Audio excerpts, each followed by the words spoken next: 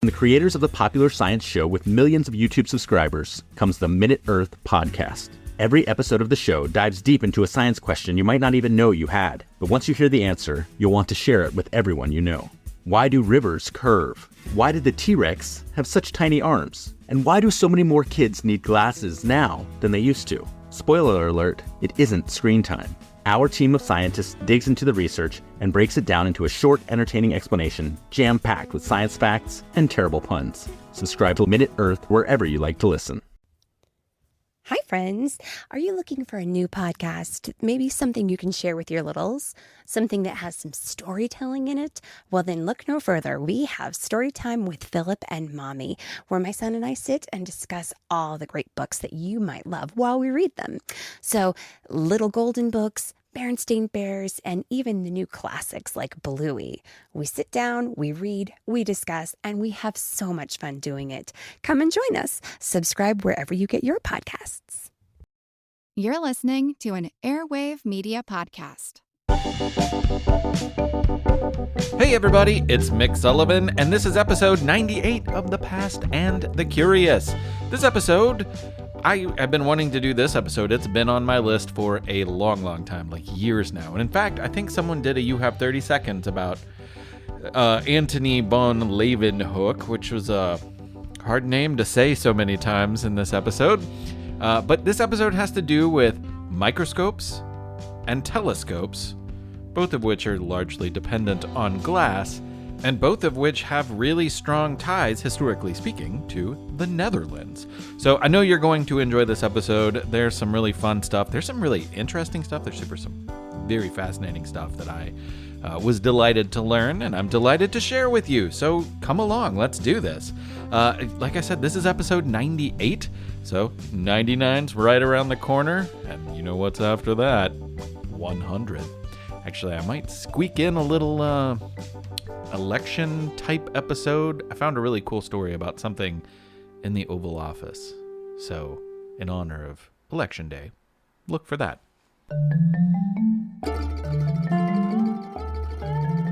When the tomb of King Tutankhamun was first opened in 1923, it was filled with the treasure you might expect to find alongside the mummy of a famous Egyptian pharaoh. Food, jewels, silver, and yes, gold. But one of the most important things carefully placed in the tomb for old Tut to carry into the afterlife was anything but precious, at least by our standards today.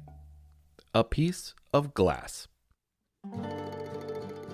However, back when he was in his pre-mummified state, a piece of glass would have been extremely rare and treasured. Yep, it was a little piece of glass that someone had carved into a scarab, a beetle, and placed it on a big fancy necklace which covered much of King Tut's chest. What, you may wonder, was so exceptional about this cloudy piece of glass that could fit into your palm? Well, humans haven't been making glass forever. At some point, they had to learn about glass in the first place. And that knowledge may have come from the Libyan desert in the northern part of the African continent. If you don't know, sand is the main ingredient in glass, or more accurately, the silica in sand. Incredible heat followed by quick cooling temperature can turn sand into cloudy glass chunks. And Egyptians valued this material greatly, alongside silver and gold. Long before Tut's beetle jewelry, it's likely that a meteor crashed into the Libyan desert, and the explosion got hot enough to turn some of that desert sand into glass. This is likely the glass that was used to make the blingy, buggy necklace for King Tut's eternal journey. But it was also around this time that people in the area started to make their own glass. And over the years, we've learned how adding things or refining the process can leave us with clearer and clearer glass. Today, glass is everywhere. Look around. I'll bet you are within reach of glass right now, and you're not even thinking about it. Sure, glass is good for holding stuff. It makes great windows, computer screens, and drinking vessels. But its most important contribution might be how it changed the way that we see the world. Literally. Lenses have done a lot for mankind. Maybe glass lenses help you see and read and all of that stuff. Yes, eyeglass lenses are crucial for many, and oh, how the world must have changed for the better when people who needed them could finally get them.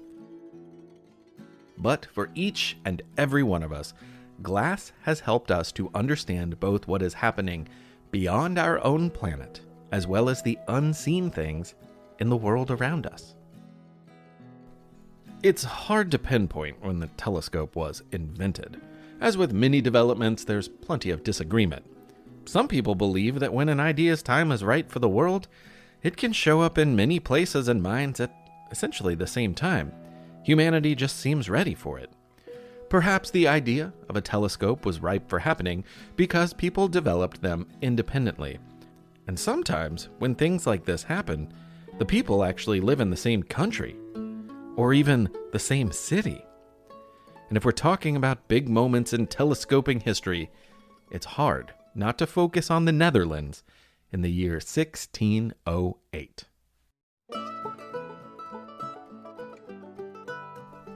Hans Lippershay was a lens maker in the Dutch town of Middelburg. This job was in demand because in the late 1500s, lenses for eyeglasses were needed by many. The century before, you see, Johann Gutenberg's printing press changed the world, and it meant that books could be made more easily. So they were suddenly available to many more people. More books means more readers means more glasses for people who need them to get that reading done. Now today, it is estimated that 62% of adults use glasses to read. Things probably weren't much different back then. So many of these new readers of the 16th and 17th century looked to lens makers like Hans Lippershay and a few other expert lens makers in his town. Hans was very good at his craft, grinding lenses to the concave and convex shapes required to properly enhance one's vision. Of course, as you work in such a craft, you make some mistakes. You're bound to mess up a lens now and then. And there's a legend about what might have happened to a few of the glass cast-offs that Hans had discarded. Some curious and clever neighborhood kids found some of his old lenses and decided to entertain themselves. According to the story, often told but difficult to prove, some kids were holding up two of his lenses in line with one another, but with some space in between them. Looking through the closest lens, they joyfully discovered the distant objects became larger and easier to see. Church steeples in the distance, birds in the skies, and trees on hilltops suddenly were clear to the eye. Lippershay thought it was as cool as the kids did, and he started to tinker with a design, eventually putting a lens at two ends of a tube. Whether it was the act of the kids or his own bright idea matters not. He came up with something new. What we would call a telescope, he simply called a looker, which is an accurate, if unimaginative, description. In 1608, he began the process to earn a patent from the Dutch government, naming himself the inventor of the looker. Despite being the first person to file a patent on this object, the government said no. They said his invention was too easy to reproduce. It was great, but anyone could come up with a simple device like that. What? This invention is my own, and it is revolutionary. Mr. Lippershay, that may be. Knock, knock. Come in. Hello, my name is Zacharias Jansen, and I'd like a patent for my invention. It's a tube with two lenses, and it makes far things easier to see. Jansen, what are you doing here? Stealing my idea? Oh, you made one too? It's really great, isn't it? Something's far away, I put it up to my eye, and boom, I can see it. I'm thinking about calling it the Looky Bigger Tube. The Looky Bigger? What a silly name. Oh, what do you call yours? A looker. Knock, knock. Oh, hello. And who are you? I'm Jacob Metius, and I would like to get a patent for my new Oh, you guys made one of these magnifying tubes too. I see. Well, I guess I should have seen that one coming.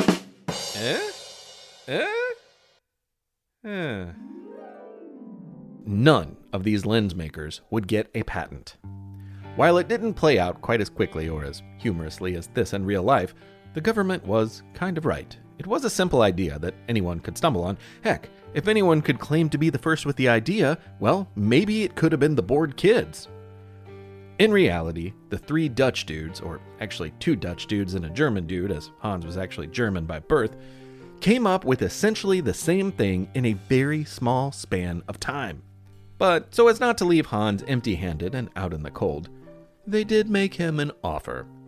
He was the first to ask, after all, so the government placed an order with him for lookers and some binocular-like versions. The word about new good ideas can travel fast, even in the 1600s. 1 year later, you see, in 1609, a man in Italy heard about the new tool, and it filled his brain with ideas. This man was Galileo. Galileo, Galileo, Galileo, Galileo. And he decided to make his own. The Dutch looking glass, as it became known for a while, could magnify by a factor of 3, making anything 3 times as large as they appear to the naked eye. And it was considered useful for looking at things on land, like military matters, spying on troops, stuff like that. But Galileo's designs were more powerful. An early version made things 8 times larger, and then later he developed one that made things 30 times larger. Perhaps he ran his tests by looking outside, pointing his tool at the hilltops. I see a little silhouette of a man, Scaramouche. And then to the heavens. Magnifico! With his powerful telescope pointed to the sky, Galileo observed things that were not in line with the thinking of the day. Many believed the theory that the Earth was the center of the universe. Not so, Galileo could expertly say. The planets revolve around the sun, thanks to his looky-bigger tube. This non-Earth-centric belief landed him in hot water, and he was forced to appear before the Inquisition in Rome. Mamma mia, let me go. No, no, no, no, no, no, no. They did not like his discoveries. Despite being scientifically valid and true, people in power found them too challenging at the time. So actually, they put him on house arrest. But he could still make observations and write, which he did. Today, we all know that he was right, and they were wrong. By the way, in 1611, a poet named Giovanni de Messiani was attending a ceremony to welcome Galileo into a scientific society. It was at this event that he first used the word telescope to describe Galileo's very own groundbreaking scientific tool. In Greek, tele means far, and skopin means to see. In the end, Lippershay's glass contraption led to a greater understanding of our universe. Just not bad for a guy making glass lenses. Who knows what you can come up with?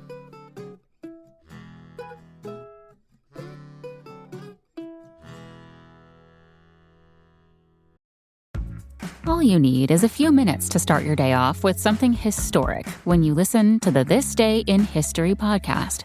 Every day there's a new episode for you to listen and learn about what happened that day way back when. Today could be the day a famous mobster met their end, or the first milestone for humans in space.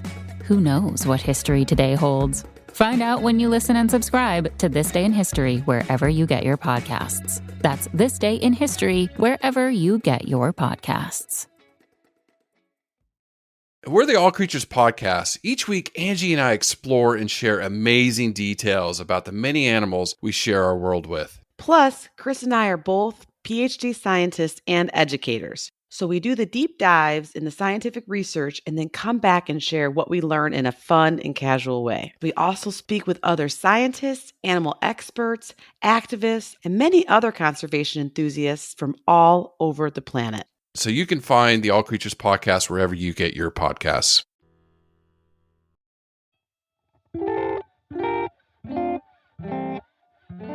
Hey now, it's time for You Have 30 Seconds. This is a good one. Take it away, Corinne. Hi, I'm Corinne, and I'm 9 years old, and I live in Jinx, Oklahoma. When Frida Kahlo was 6, she had polio, and when she was 18, she got caught in a terrible bus accident, and her spine never healed properly. Frida wanted to be a doctor, but she became a famous painter.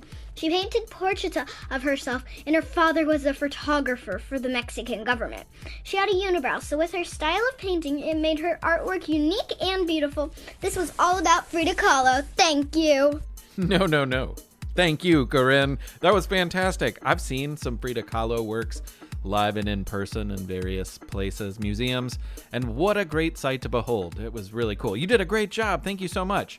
Hey, I'm getting kind of low on You Have 30 Seconds, so I don't know if maybe there's somebody out there who sent one in and it got lost in the shuffle and I haven't run it yet. If that's you, then reach out. But if you've been thinking about doing one, please send them my way. I'm getting through them, and I could use some more. So if you have a 30 seconds, send it to Mick Sullivan at hello@thepastandthecurious.com. All you need to use is like your voice memo on a smartphone or an iPad or something like that. Doesn't have to be complicated. It just has to be 30 seconds long. It's quiz time. It's quiz time. It's quiz time. Time. Yes! Quiz time, episode 98. Guess what? We're talking about glass and lenses. So the first question is a short one. Is glass a solid or is glass a liquid?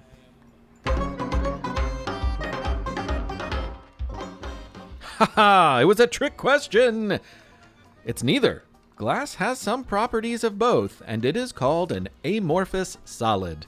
If you could see the molecules making up the glass, I don't know, maybe with like a microscope or something, you'd see that they are moving very, very slowly. It's true. Okay, question number 2. When glass breaks, how fast do you think the cracks move as it breaks into pieces?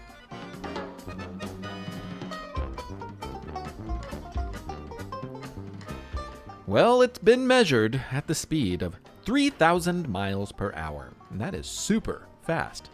But tempered glass, like car windows, doesn't break like a glass cup you might drink water from. Tempered glass, also called safety glass, is tougher to break, but when it does, it shatters into tiny pieces, sort of like a spider web. All right, question number 3, third and final question. Where is the largest telescope in the world?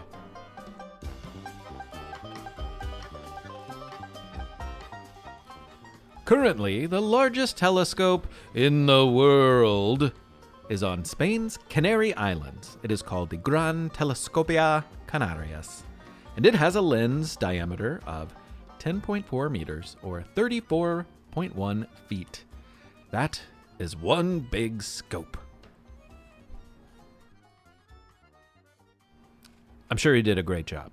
To reward you, here's more show.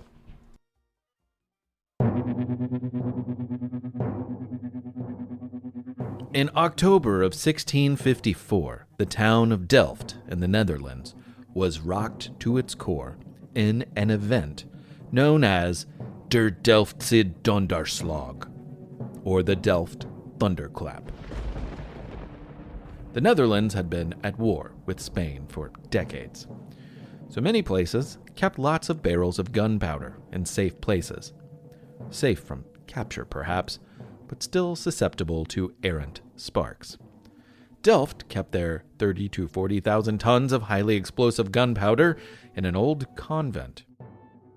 And on October 12th, a spark or a flame found its way inside, and the explosion that followed was so powerful that it shook walls miles away. Hundreds of buildings were toppled, a smoldering crater was left where the gunpowder was once stored, and thousands of pounds of shattered glass littered the street. The city was devastated.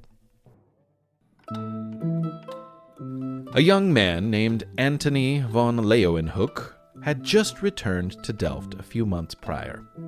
He had been born here and left town to apprentice a textile merchant, but he had recently returned, married his wife, and started a textile business of his own. He watched as the devastated town rebuilt, but it slowly happened, and perhaps the vast amounts of broken glass scattered all around made an impression on the young man. He was certainly no stranger to the properties of glass. At this point, the Netherlands was filled with scientists and lens makers, and in the textile business, a magnifying lens was a necessary tool. Hold one up to your eye and you can see how many threads make up a piece of fabric. More threads, more expensive. If you're going to sell fabric, you're going to need to count threads. Leeuwenhoek's parents were not wealthy. His father was a basket maker and his mother came from a family filled with brewers. They hoped he'd be a lawyer, but he never had much schooling. The education he did have certainly wasn't the type he'd need to become a scientist. As a grown-up, textiles were his business, but they were not his passion. Science was. So he had to chart his own path. Before long, he landed a few jobs working for the city. In one position, he was responsible for keeping the city government building running.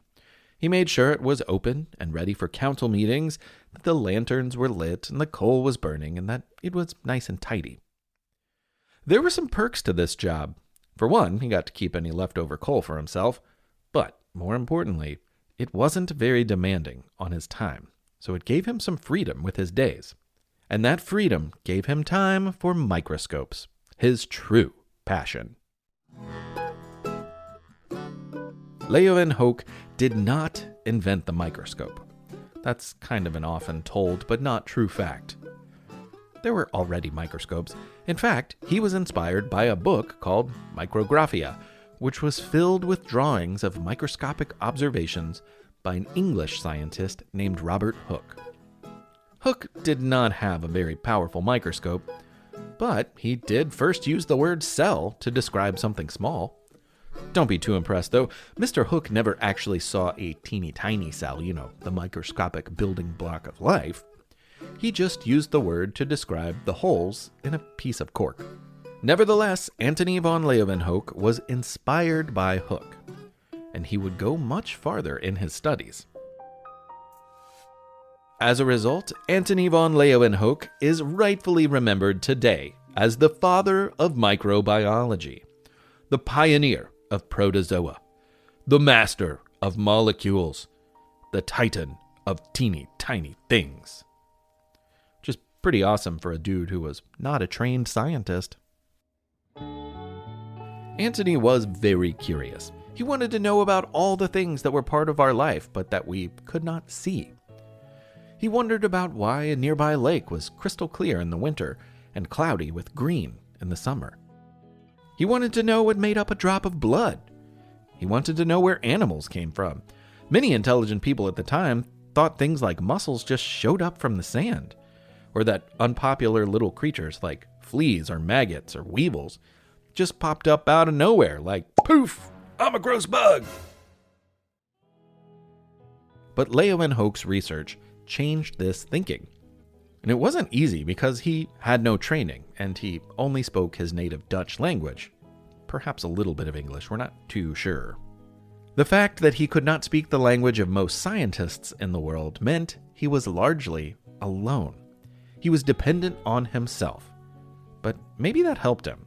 He was aware of his lack of formal training, so he was very careful, very deliberate, and very open as he studied the tiny world on the other side of his microscope lens. Or should I say lenses? Over his lifetime, this guy made over 500 microscopes, and he ground each and every one of those lenses himself. That seems like a lot because it is a lot. But if you saw one of his microscopes, you might not even recognize it. No one would blame you if you thought it was a bottle opener or some kind of gruesome brass mousetrap. His design was definitely not a tube with two lenses. In fact, on a Leeuwenhoek scope, there was but only one lens. One teeny tiny lens that he'd practically have to stick his eyeball on to see. But when he jammed it up into his eye, what he did see was remarkably clear and magnified. Much, much more so than any other microscope anyone had already seen. And Antonie was curious about anything and everything. That might be part of what helped him learn so much too. If he could fit it under the microscope lens, he was gonna have a look at it. He looked at everything. I mean everything. Everything. We'll leave it at that. Imagine his surprise, and the surprise of everyone around him, when he put a clear drop of water under the lens. Water, pure, clean. Nothing could be in there, right? That's what everyone thought. Were they right? They were worse than right. They were wrong. When magnified by 230 times in the little brass tool, it was clear that there was a world of little things moving around in that tiny drop. It was earth-shaking. Now this discovery is a real Delftse donderslag, if you catch my drift. When he looked at the green algae from the lake in the summer, he saw beautiful swirling cones made of hair-like fibers. And when he looked at the gunk scraped from his teeth, his wife's teeth, his neighbor's teeth, he saw the bacteria. While describing the substance in a letter, he poetically called it a little white matter, which is as thick as if it were batter. Don't forget to brush your teeth, people. Gross tooth gunk aside, Leeuwenhoek was the first person on Earth, it seems, to see bacteria. Now we know bacteria is here. It's there. It's everywhere. Don't forget to wash your hands while you're at it. But this is a major breakthrough, a real donderslag of information. Of course, when a new discovery of this microscopic magnitude is made, the new discoveries need names.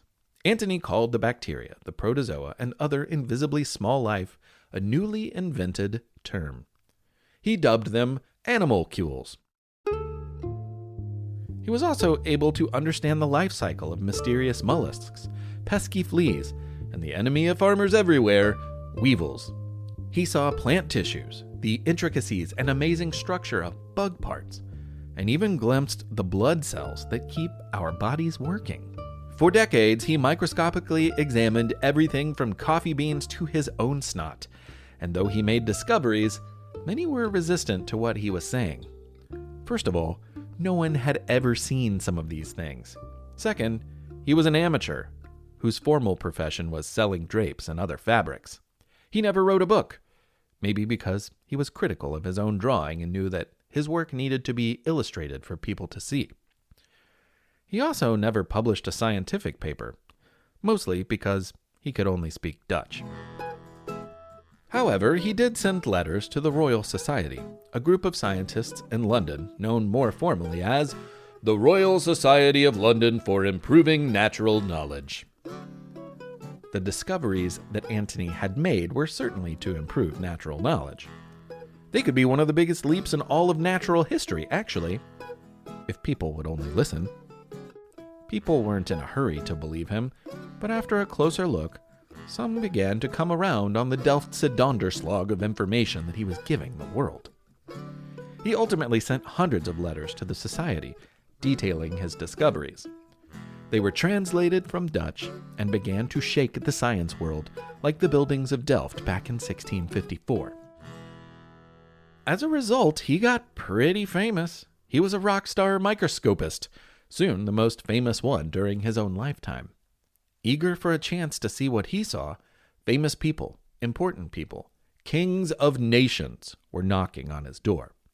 Like Peter the Great of Russia, Frederick the Great of Prussia, and James II of England, who, I guess, wasn't that great, or at least was confident enough in himself not to put the word great in his name.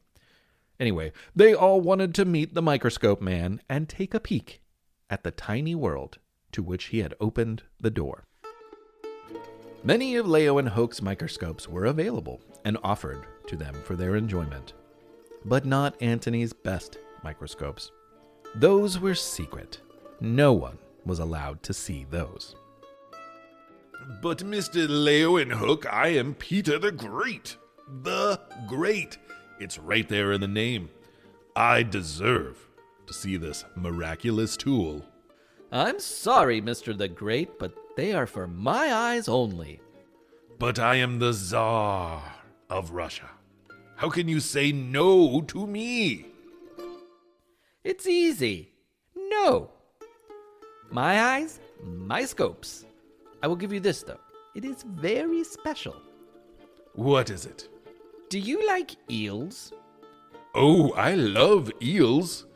I thought so. Well, this is a viewer that I prepared for you so you can look at the blood circulating through an eel's tail. It looks like a glass tube with a magnifying lens attached to the side of it. Precisely. Here's what you're gonna do. You're gonna get yourself an eel, slide it down head first into the tube, and then enjoy the show as you look through the lens I've attached to the side up near where its slimy tail will soon be. Well, sir, I'm disappointed in one hand. But I have to say, this eel viewer has me very excited. Thank you, sir. Now, someone get me an eel, please. One eel for Peter the Great coming up. Over his lifetime, Antonie made over 550 microscopes, but today, fewer than 10% of them survive. Most of these, 26 in total, were given to the Royal Society when he died in 1727 at the age of 90. A few years later, most of his stuff was auctioned off, and at the time, most people weren't thinking about preserving things. So who knows what happened to them over the centuries? Heck, maybe someone used them as a mousetrap. But despite them being gone, his work remains. Thanks to his curiosity, respect for science, and dedication to learning, his discoveries, which he made as an amateur, changed our understanding of the world profoundly. So think about the real Delftse Donderslag he gave us the next time you wash your hands, or go swimming in a lake, or stick a live, fresh eel in your eel viewer. I know that I will.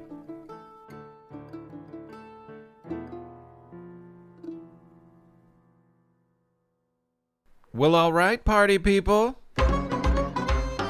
There's episode 98. Hope you enjoyed it. A little bit more to fill you in on. All right, episode 100. I'm getting submissions coming in.